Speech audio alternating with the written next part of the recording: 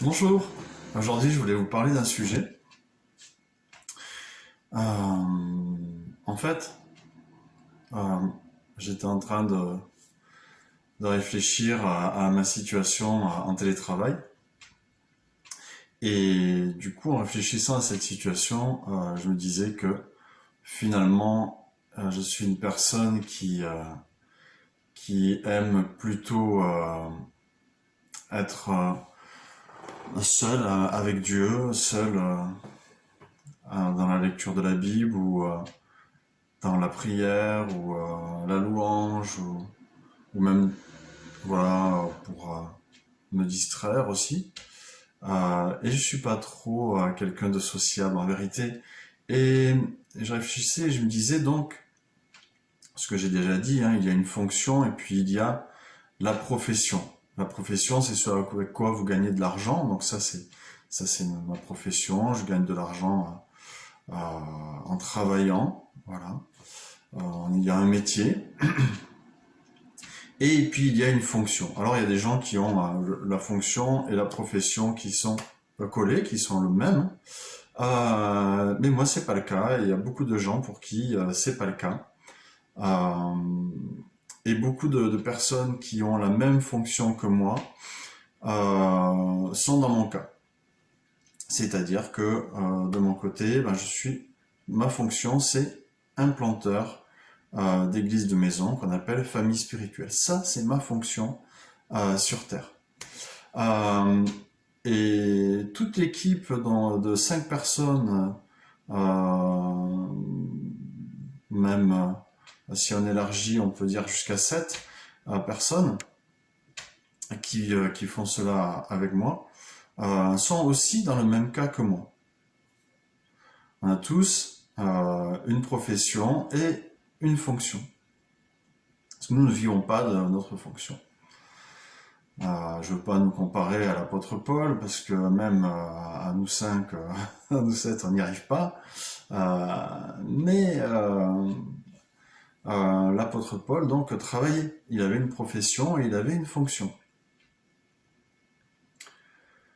Et donc pour moi, évidemment, si je suis pas très sociable avec les personnes, c'est un petit peu parce que euh, tout ce qui est football, tout ce qui est actualité, tout ce qui est séries télévisées. Je dis pas que j'en regarde pas, mais enfin,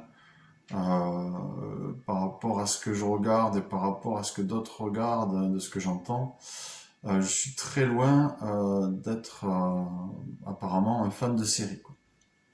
Même s'il y a des choses que je peux aimer beaucoup, hein. Mais le fait est que la plupart des sujets de conversation que vont avoir les autres personnes en général ne vont pas spécialement m'intéresser. Alors, comment se fait-il que on peut être à la fois comme ça et puis, parce que vous êtes peut-être dans le même cas, hein, comment peut-on être comme ça et puis donc un petit peu asocial et aussi à ma foi avoir à cœur d'implanter des églises. En fait, quand vous êtes saisi par l'amour de Jésus, par ce qu'il a fait pour vous, que vous vous rappelez ce qu'il a fait, que vous lisez dans la Bible aussi ce qu'il a fait, parce qu'il n'y a pas que les choses qu'il a fait pour moi spécifiquement, il y a les choses qu'il a fait pour tout le monde en fait. Parce qu'on dit oui, c'est pour moi, il m'a sauvé, il a donné sa vie à la croix pour moi. Mais c'est pour toute l'humanité en fait. Même pour ceux qui ne croient pas en lui, il a donné sa vie. Même pour ceux qui refusent ça, il a donné sa vie. Il a fait couler son sang. Il a, il a donné toute la souffrance qu'il pouvait donner, toutes les larmes qu'il pouvait donner, et il en donne encore pour des personnes qui le rejettent. Alors bon, si elles le rejettent définitivement, et effectivement, elles n'auront pas accès à cette vie éternelle avec lui. Mais quand on lit tout ça et on est saisi par ça et que on le reçoit dans son cœur comme quelque chose de vrai, quelque chose qui, ben, ça devient le moteur de ta vie en fait quoi.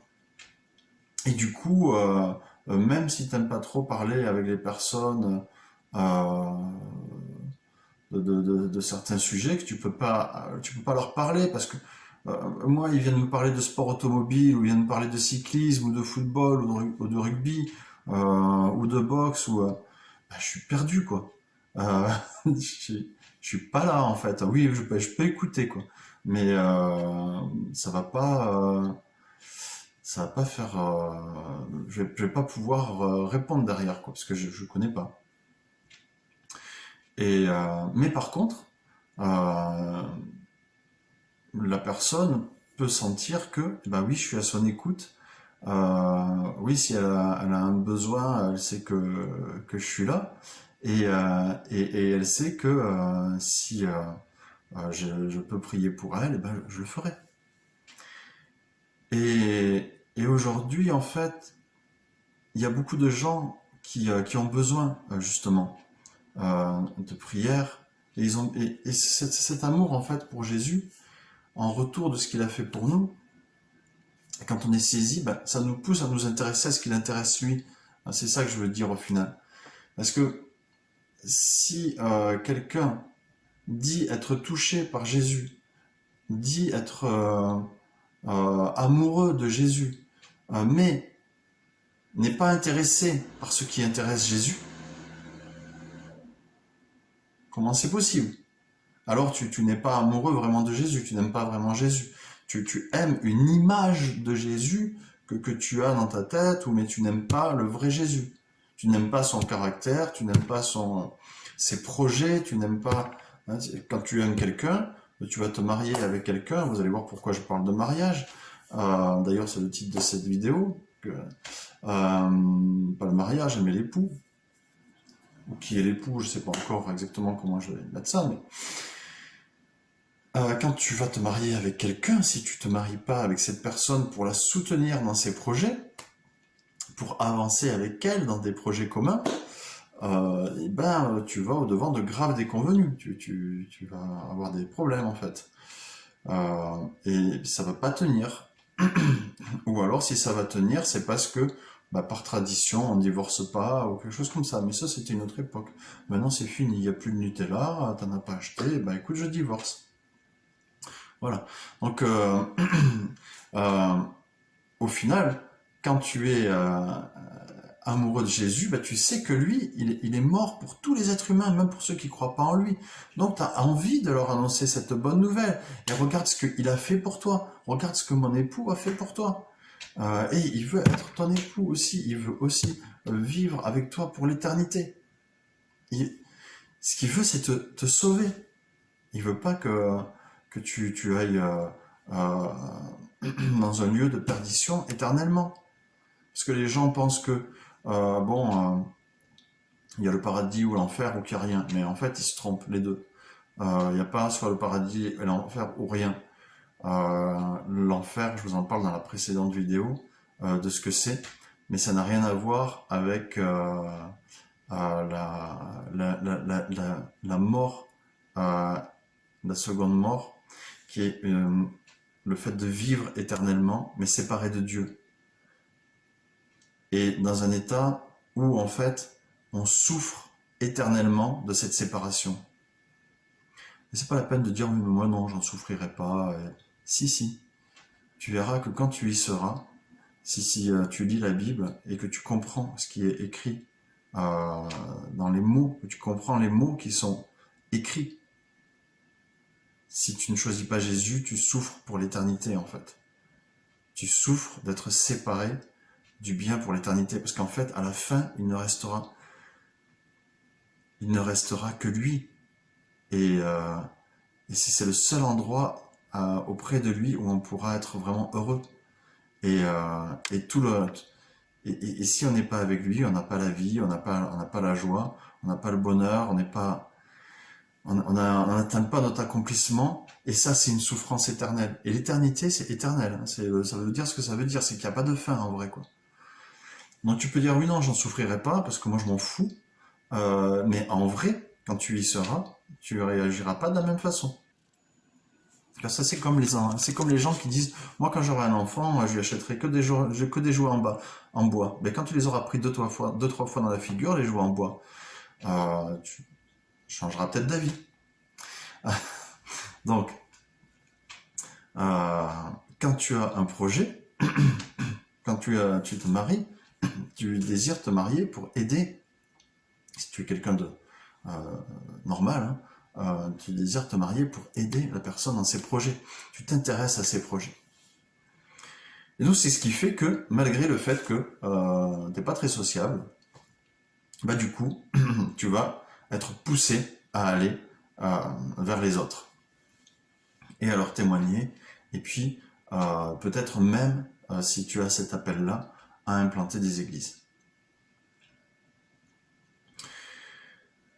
Donc, former des disciples, etc. Parce que, en fait, bon, on va le dire tout de suite, il y a des personnes qui sont chrétiennes, et parmi ces personnes qui sont chrétiennes, il y en a qui sont juste chrétiens, et puis il y en a qui sont disciples. Et la différence entre un chrétien et un disciple, c'est que le chrétien qui est juste chrétien, bon lui, il peut en être au niveau juste d'avoir merci Jésus, j'accepte ton sacrifice et ok, je vais à la messe tous les dimanches.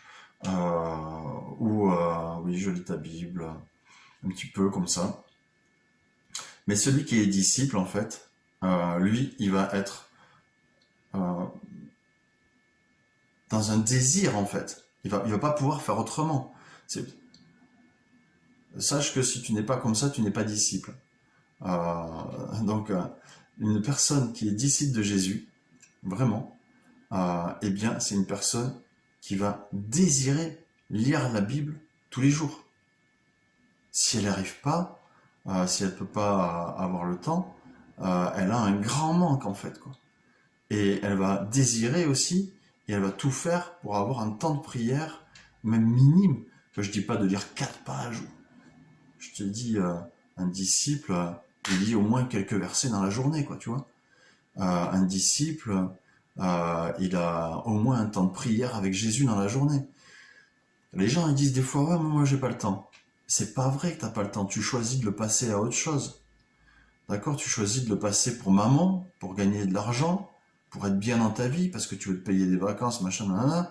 Et Jésus passe après tes vacances en vrai, tu vois. Mais ça, Jésus saura te le dire quand ça va être la fin du monde et que Jésus va revenir, ou que ce sera le jour du jugement dernier, mais Jésus saura te le dire. Tu vas dire, ah, va en vacances. Mais au paradis, tu peux pas rentrer. Tu vois ce que je veux dire? Tu veux la dernière télé? Eh ben ok, passe ton temps à gagner de l'argent.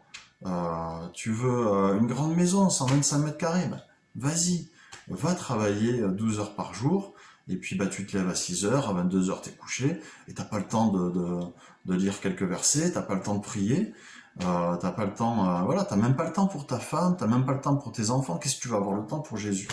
Ben, évidemment.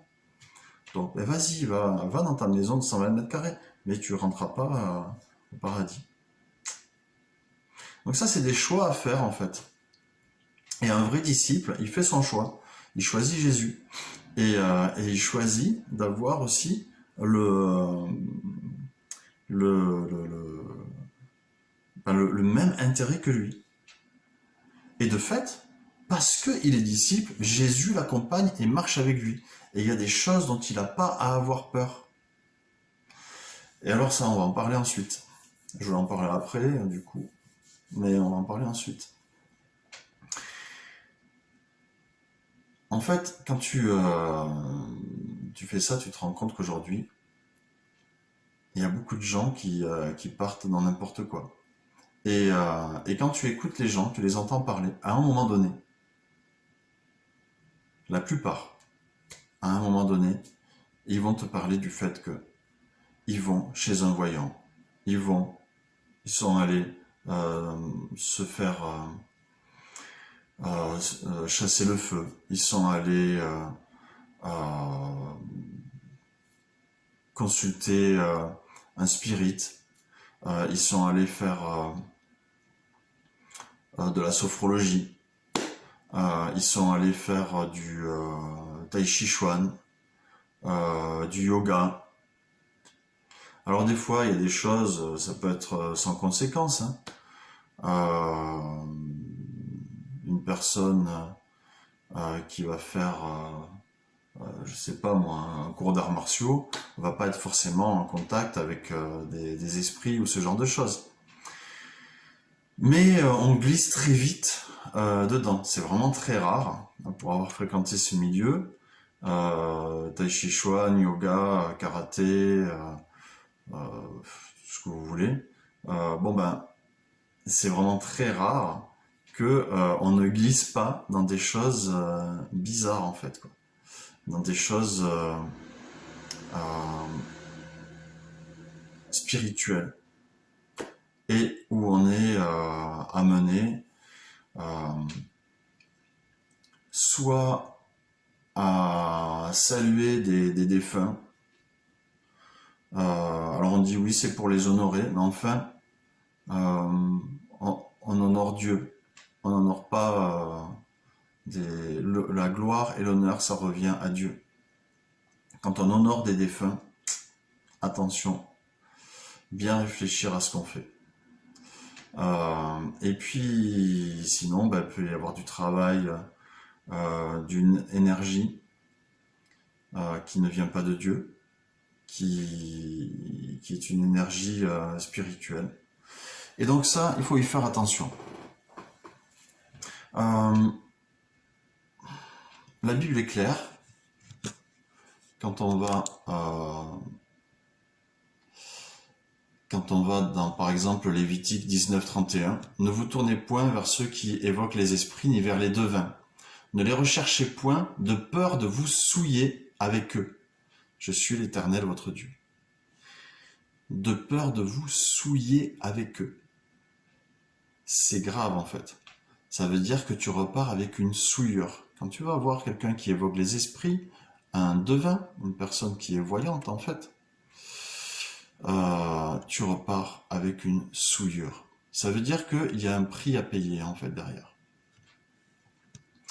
Si quelqu'un s'adresse aux morts et aux esprits pour se prostituer avec eux, ah mais moi je me prostitue pas avec les morts et les esprits, et on va voir que si. Je tournerai ma face contre cet homme, je le retrancherai du milieu de son peuple. C'est-à-dire qu'il y a quand même derrière une parole de Dieu qui est dure. Déjà, la première, c'est qu'il y a des souillures. Ensuite, c'est que c'est une prostitution. Et il y a une conséquence. C'est-à-dire que tu seras retranché du milieu de ton peuple. Ton peuple, c'est l'humanité.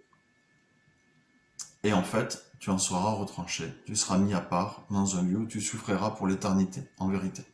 Voilà, on parle d'Israël, hein, mais dans le texte. Mais il y a une portée aussi pour l'humanité entière. Si on vous dit, Ésaïe 9:19, si on vous dit, consultez ceux qui évoquent les morts et ceux qui prédisent l'avenir, qui poussent des sifflements et des soupirs, répondez, un peuple ne consultera-t-il pas son Dieu? S'adressera-t-il aux morts en faveur des vivants? Un peuple ne consultera-t-il pas son Dieu? Et l'humanité a un seul Dieu, Yeshua, Jésus-Christ.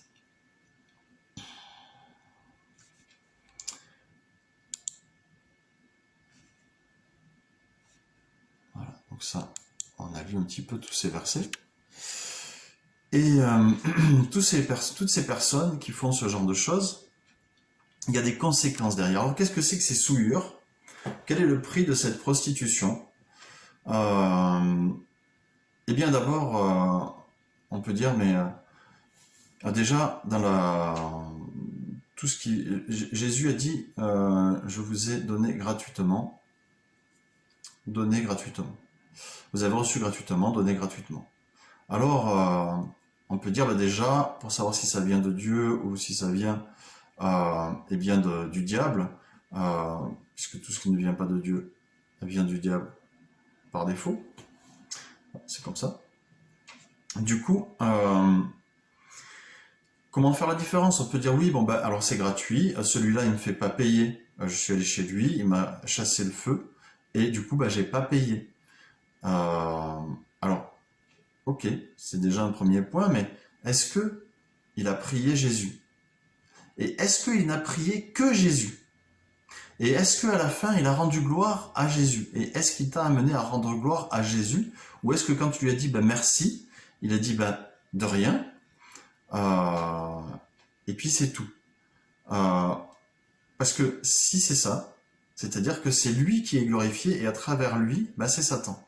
C'est-à-dire que l'honneur qui est censé revenir à Jésus ne revient pas à Jésus au final. Donc on t'attire, on t'appâte comme ça, mais au final, la gloire et l'honneur revient à l'homme. Et derrière à Satan, puisque le but de Satan c'est de détourner la gloire qui revient à l'Éternel, même si elle ne revient pas directement à lui, et qu'elle revient dans un premier temps à un homme, une femme, eh bien Satan est heureux. Il a gagné, il a détourné quelqu'un de la louange qui doit être rendue à Jésus. Une personne qui va te guérir le fera par le nom de Jésus, si ça vient de Dieu, le fera par le nom de Yeshua, uniquement, pas par un autre nom, jamais. Et elle ne dira jamais au nom de Dieu, non, elle dira au nom de Jésus. C'est le seul nom, le seul et unique qui est donné sous les cieux et sur la terre. Dans les cieux même et sur la terre. Le seul qui sauve, le seul qui guérit. Il n'y en a aucun autre. Donc, une personne ne te fera pas payer. Elle va prier au nom de Jésus. Ensuite, elle va te demander si tu vas mieux. Et si tu vas mieux, alors, elle va rendre gloire à Jésus et t'inciter toi-même à rendre gloire à Jésus. C'est le seul cas où tu peux dire avec certitude que la personne qui a prié pour toi l'a fait au nom de Jésus et qu'elle a chassé le feu, qu'elle a chassé une verrue, qu'elle t'a remis quelque chose de déplacé, voilà, qu'elle t'a guéri, soigné, délivré. Tout ça, c'est le seul cas. Maintenant, après, quand tu vas consulter quelqu'un qui consulte les morts, quelqu'un qui te lit l'avenir, même au nom de Jésus, là par contre, c'est pas possible. Là, ça ne marche pas parce que la parole de Dieu est vraiment claire là-dessus. On l'a lu, c'est vraiment clair et net. Ce n'est pas possible. La magie, on dit il y a la magie blanche et la magie noire. La magie blanche, ben c'est bon. Eh ben non, la magie, c'est pareil. Ils vont tous ceux qui pratiquent la magie, qui s'associent avec ces personnes-là, seront séparés de Jésus pour l'éternité, dans le lieu de souffrance éternelle. Donc là aussi, c'est quelque chose que tu ne peux pas dire, oui mais c'est une magie blanche, donc c'est bon. Non, c'est faux. C'est un mensonge du diable. Alors, qu'est-ce qu'on fait devant ça, quoi? Parce que une personne qui est dans cet état-là, tu discutes avec tes collègues de travail, avec des personnes que tu fréquentes au sport, et elles te parlent de ça au final, qu'elles ont vécu ça. Ce que je te recommande en premier, c'est de prier. Par exemple, un jour, j'ai une collègue de travail qui est venue et elle avait l'air vraiment bizarre, elle avait les yeux bizarres, c'était étrange, quoi, ça se voyait sur son visage en fait. Mais je pouvais pas lui dire tout de suite, écoute, tu es démonisé, tu es aux prises avec un démon. Je pouvais pas lui dire ça. Parce qu'elle m'aurait pris pour un fou, quoi. Elle serait partie directement. Surtout qu'elle m'a rien demandé, elle était même pas au courant qu'elle était dans cet état-là. Et elle vient me voir, dans sa tête, elle était toute joyeuse en fait, de me dire, écoute David, je suis un programme pour arrêter de fumer, donc je me fais hypnotiser et je vais arrêter de fumer grâce à ça. Et quand elle me disait ça, si on coupait le son, en vrai, on coupait le son et on lisait juste son langage corporel, ça disait au secours, je suis en détresse, sauvez-moi. Voilà ce que disait son langage corporel, ce que disait son regard et l'ombre qu'elle avait même à ce niveau-là. Mais elle ne le savait pas, elle ne le ressentait pas. Et pour elle, elle croyait qu'elle vivait quelque chose de très bien. Alors je ne pouvais pas lui dire. Alors j'ai prié pour elle. J'ai prié pour elle un jour, 2 jours, 3 jours. Puis elle revient vers moi à la salle de pause et puis elle me dit David, il faut que je te parle de quelque chose. J'ai dit oui. Elle me dit qu'est-ce que tu penses de l'hypnose? La porte était ouverte, la prière avait fait son effet. Et j'ai pu lui expliquer ce qu'était l'hypnose dans le cœur de Dieu. C'est-à-dire on se laisse dominer par l'esprit de quelqu'un d'autre. Au lieu de se laisser dominer par l'esprit de Yeshua, par l'esprit de Dieu, l'esprit de Jésus, l'esprit de vie, eh bien on se laisse dominer par un esprit humain contrôlé par Satan. On revient au moment où je te parlais du fait que choisir Jésus, c'est comme choisir un époux, son mari, la personne avec qui tu vas passer ta vie. Alors, ça veut dire que la personne avec qui tu es censé passer ta vie, eh bien, tu ne vas pas vers elle. Tu vas vers quelqu'un d'autre. Et ça, demande à ton mari et à ta femme, si par exemple tu avais un conseil à aller chercher, est-ce que ça te gênerait que j'aille le chercher auprès d'une autre femme, si tu es un homme, ou si tu es une femme? Est-ce que ça te gêne que j'aille chercher des conseils plutôt qu'auprès de toi, auprès d'un autre homme? Qu'est-ce qui va répondre à votre mari ou votre femme? Alors je suis pas capable de t'aider. Je suis. Qu'est-ce que je suis pour toi? Et donc, si partant que en vrai, il y a le camp de Jésus et le camp du diable. Il n'y a pas un camp au milieu.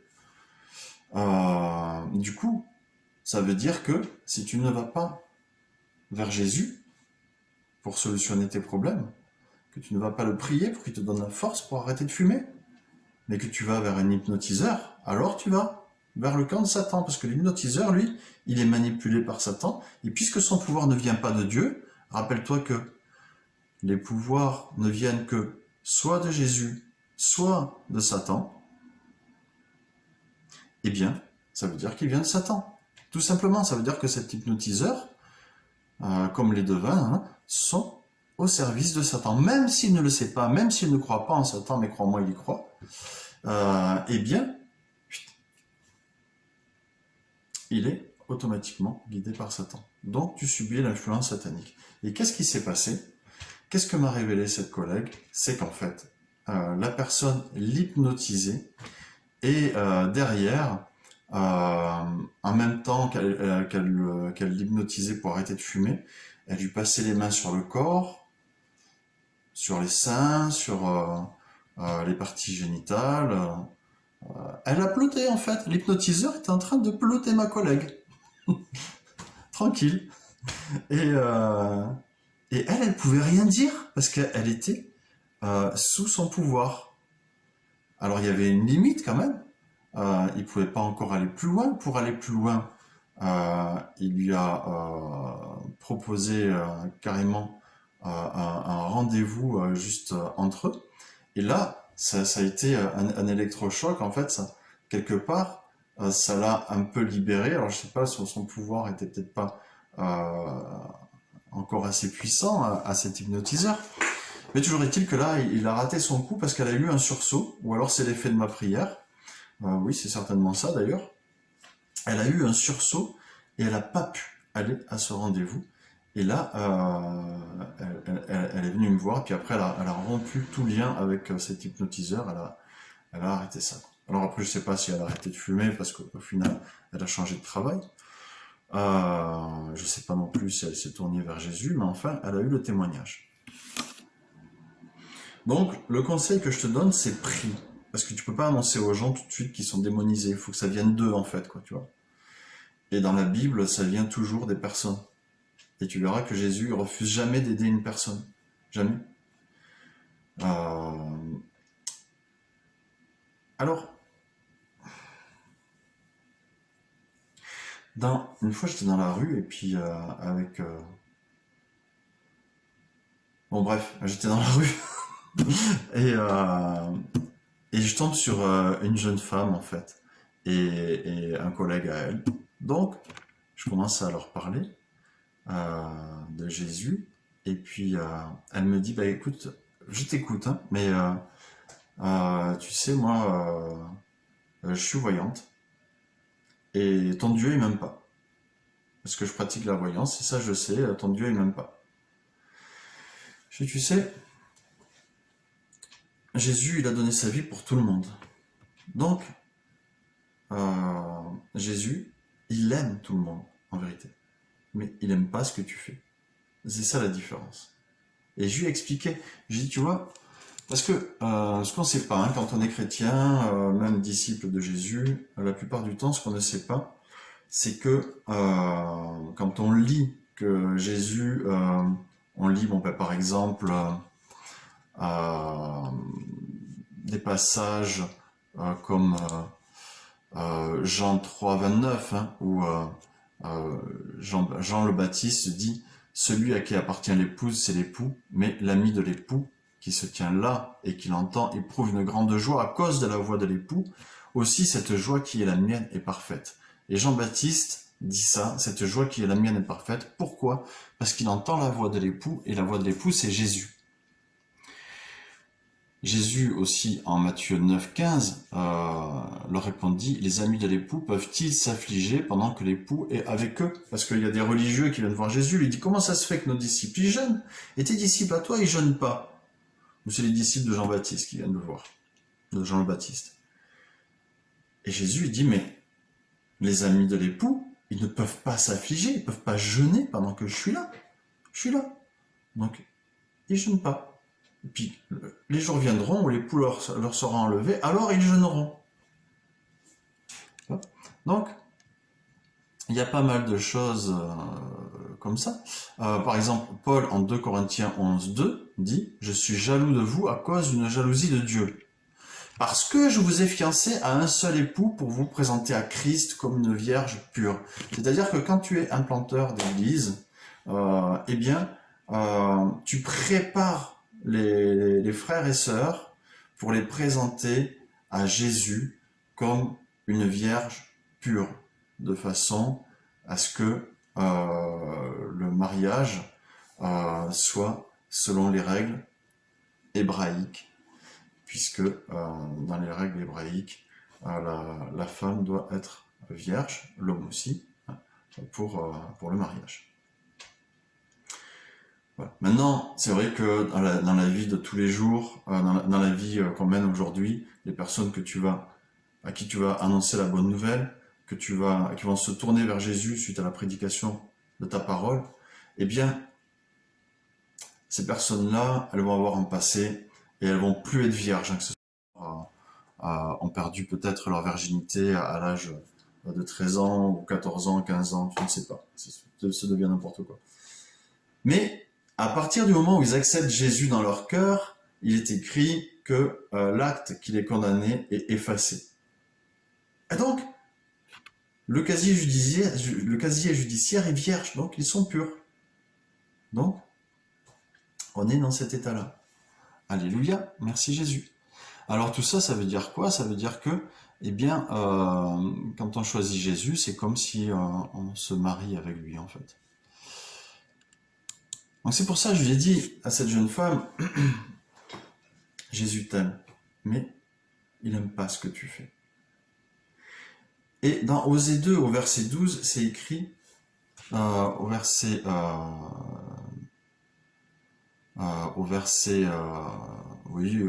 12, 13, quand on parle de Israël, mais ça peut être appliqué aussi aux personnes qui font ce genre de choses, qui sont allées dans la voyance, etc., et qui ont abandonné Jésus, ou qui l'ont pas connu, qui l'ont pas cherché, malgré qu'ils sont inexcusables, dit Paul, parce que ses bontés se voient à travers la création. Donc tu sais, normalement tu peux voir qu'il y a un Dieu, et donc tu n'es pas excusable du fait de ne pas l'avoir cherché. Mais si tu le choisis, tu es excusé. Voilà, tu te repens, tu es excusé. Osée 2, au verset 13, je la châtierai pour les jours où elle encensait les Baals, où elle se parait de ses anneaux, de ses colliers, aller auprès de ses amants et m'oublier, dit l'Éternel.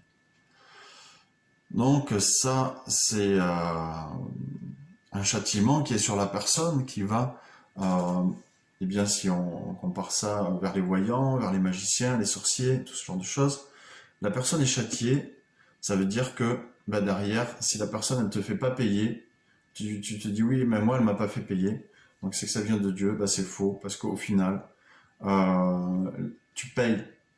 Et tu payes, c'est-à-dire qu'on te guérit d'une verrue, mais derrière tu récupères un mal de dos. Derrière, il y a quelqu'un qui va décéder dans ta famille. Derrière, tu vas avoir des douleurs aux pieds. Tu vas avoir la goutte. Tu vas avoir, je sais pas, des tas de problèmes, le diabète ou machin.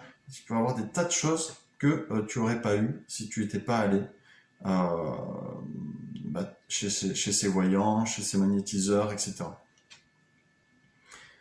Et réfléchis un petit peu dans ta tête.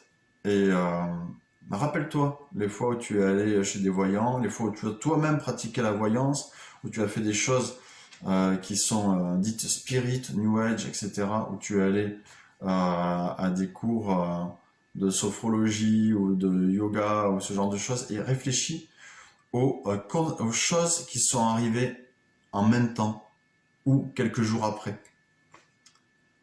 Et tu vas voir que tu as payé. Si, en vrai, tu as payé. Tu vas pas payer à la personne, mais tu as payé à Satan. Les bontés de l'Éternel ne sont suivies d'aucun chagrin. Ça, c'est un verset aussi. Les bontés de l'Éternel ne sont suivies d'aucun chagrin. C'est clair. Et donc, je la châtierai. Donc, voilà. Et pourquoi? Parce que tu as pris tes anneaux, tes colliers, et tu es allé auprès de tes amants, et tu as oublié l'Éternel. Mais est-ce qu'on peut, voilà. C'est pourquoi, voici, je veux l'attirer et la conduire au désert, et je parlerai à son cœur, et là, je lui donnerai ses vignes et la vallée d'Accor comme une porte d'espérance, et là, elle chantera comme au temps de sa jeunesse, et comme au jour où elle remonta du pays d'Égypte. Alors oui, on parle d'Israël, mais on parle aussi des personnes que tu évangélises. On parle aussi de toi, si tu es dans un cas comme ça. C'est-à-dire que là, en fait, Jésus veut te conduire dans un moment, ou veut conduire les personnes dans un moment seul, cœur à cœur avec elles, pour se retrouver. Pour retrouver cet amant, ce mari que tu as perdu, et revenir vers lui. Parce que Jésus, il veut pas que tu ailles à la perdition éternelle. Même si tu as fait les pires choses imaginables. Tu as avorté, tu as tué quelqu'un, tu as volé, tu as même violé, tu as fait les pires choses, tout ce qui est horrible. Mais Jésus veut te pardonner. Bien sûr, toi aussi, tu dois réparer derrière. Autant que tu peux réparer, tu dois quand même demander pardon. Il y a des choses que tu devras vivre avec. C'est la vie, c'est comme ça. Il y a des choses que tu devras les payer. Tu devras aller en prison. Tu devras... Oui, il va falloir que tu payes. Il va falloir que tu ailles au bout de ton chemin. Mais, pour l'éternité, tu seras sauvé. Même si les personnes à qui tu as fait du mal ne te pardonnent pas, toi tu t'es repenti, tu es allé vers elles, tu as demandé pardon, tu as payé vis-à-vis de la justice. Tu iras au paradis avec Jésus. Mais il faut aller au bout, il faut assumer. Il n'y a pas de solution de facilité, ça n'existe pas.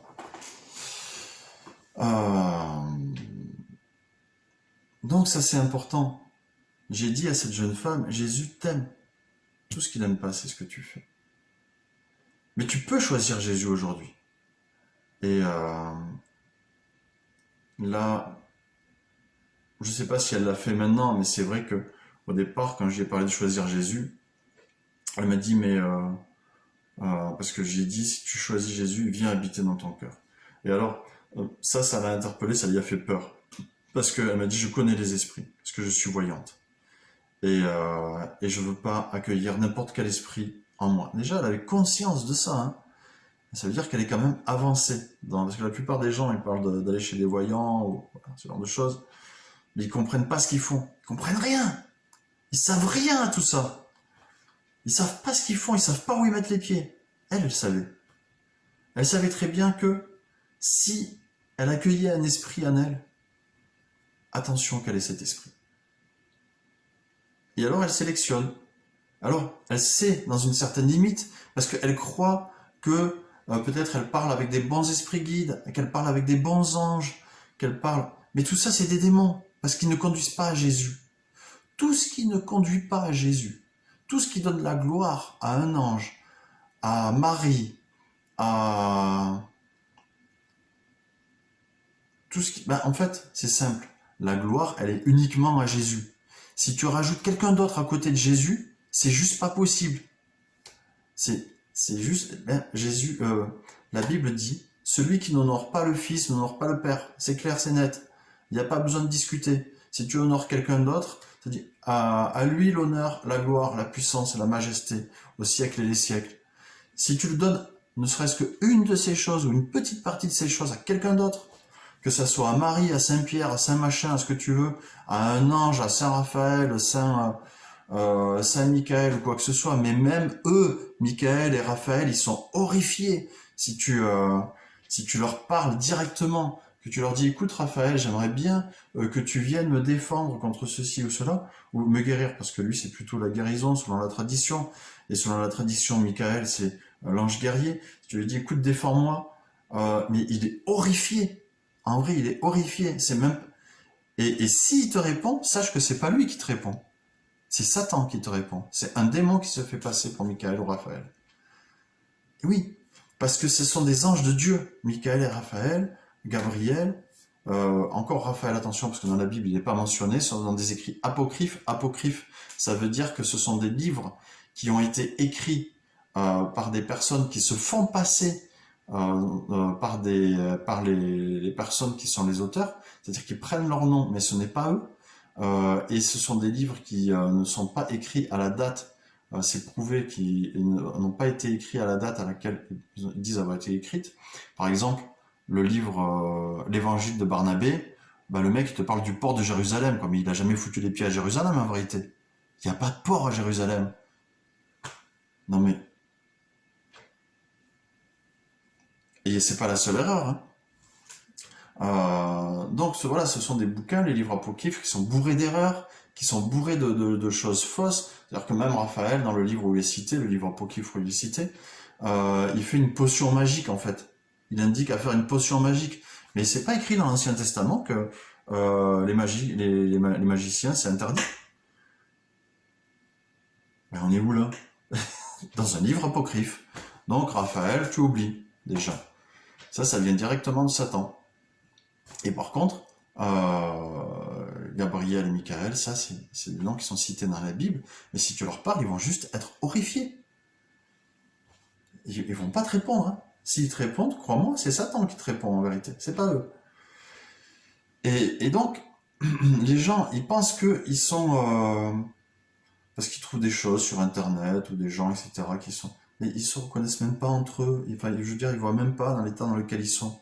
Je veux dire, oui, ils se reconnaissent en tant que personnes soumises à Satan, mais sans le savoir qu'ils sont soumis à Satan. C'est ça le pire, en fait. Nous, on le voit parce qu'on discerne les esprits. Mais eux, ils n'ont pas le discernement des esprits. Alors, ils pensent l'avoir, alors ils étudient. Alors, mais quand même, ils s'inquiètent quand tu leur parles d'un esprit qu'ils connaissent pas, tu vois. Donc là, je lui présente Saint-Esprit à la jeune femme. Ben, elle s'inquiète parce que Saint-Esprit, elle connaît pas, elle. Euh, et donc, c'est pour ça que j'ai donné l'évangile de Jean.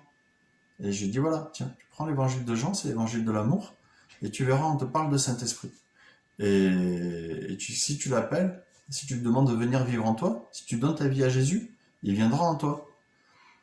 Mais tu le feras en âme et conscience. Okay, et ça lui a plu, ce langage-là. Donc je sais pas ce qu'elle a fait, j'espère qu'elle l'a fait. J'espère qu'elle est délivrée maintenant.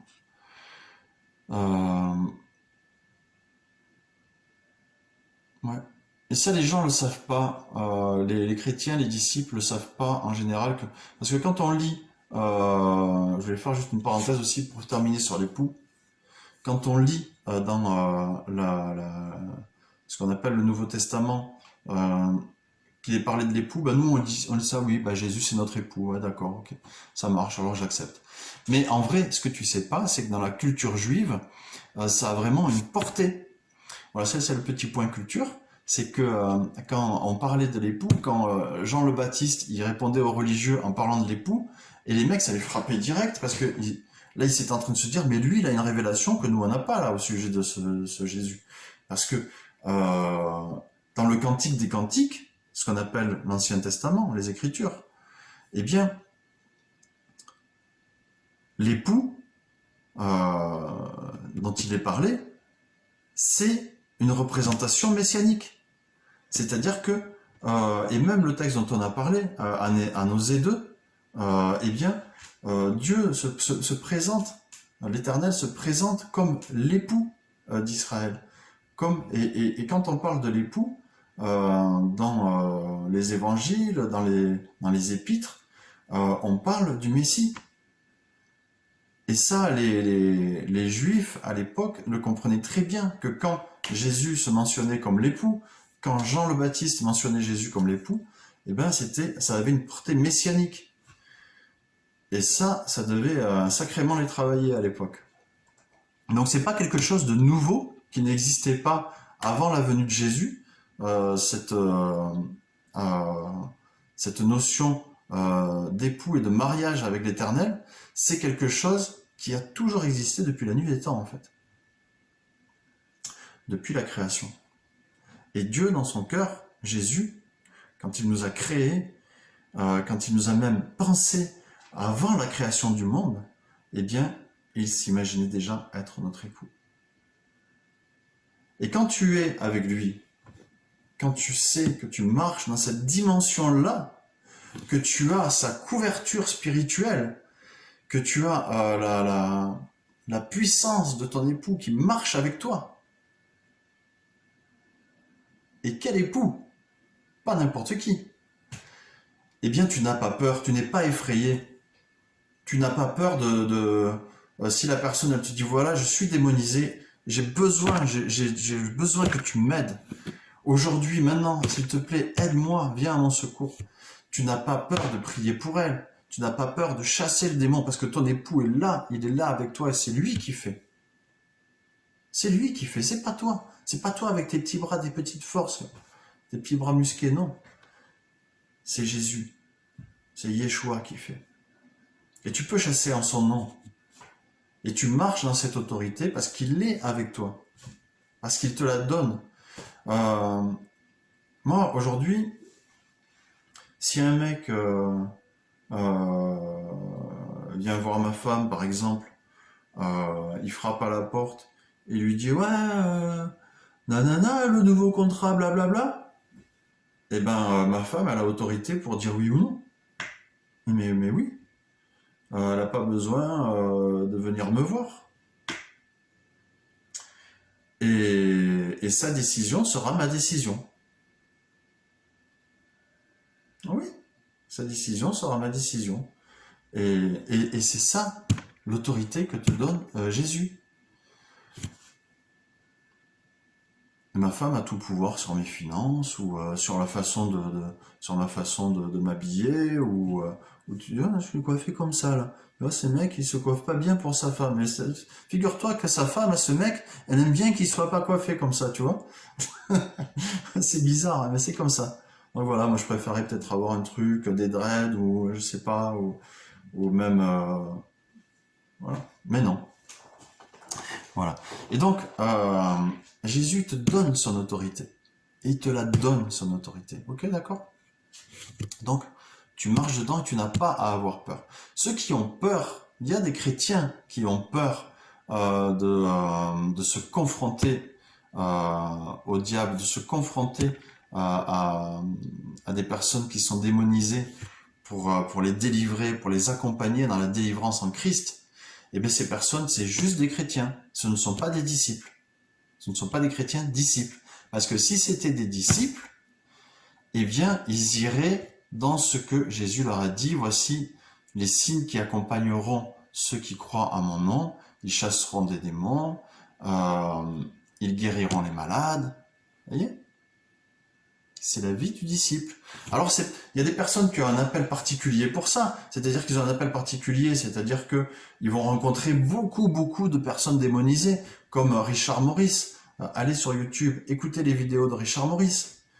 Mais vraiment, faites-le si vous voulez être des disciples qui marchent dans cette dimension de liberté en Christ et de pouvoir aussi utiliser du mandat que Jésus vous donne.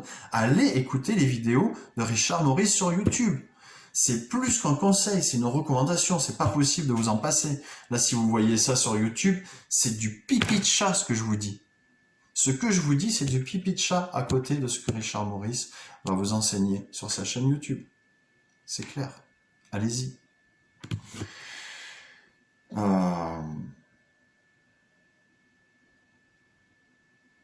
Eh bien, je veux prier juste que tu prennes conscience du fait que Jésus est ton époux, que Jésus te mandate, que Jésus t'accompagne, que Jésus vit en toi, qu'il est avec toi, et que tu n'as rien à craindre.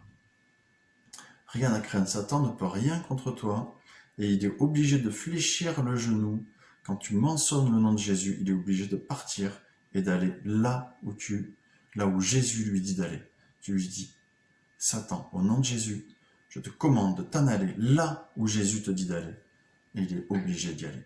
Et je prie que tu rentres dans cette dimension, que tu es vraiment assis dans les lieux célestes, en Christ, à la droite de Dieu le Père, et que tu as vraiment toute autorité dans le nom de Yeshua. Soyez bénis. Amen.